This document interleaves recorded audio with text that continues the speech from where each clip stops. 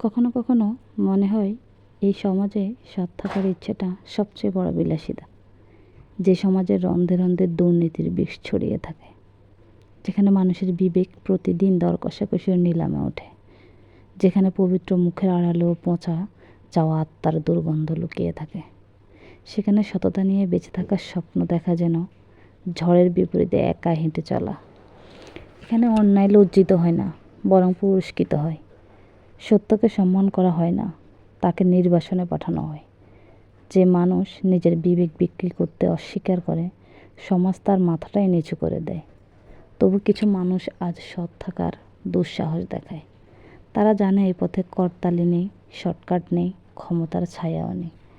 আছে শুধু অবহেলা, অপমান আর নিঃসঙ্গতার দীর্ঘ পথ।